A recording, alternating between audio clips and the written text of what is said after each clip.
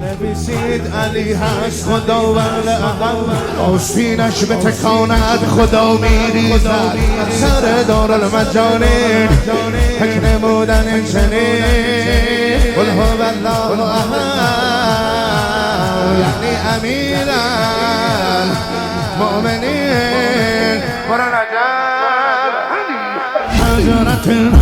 پروردگار حضرت پروردگار حضرت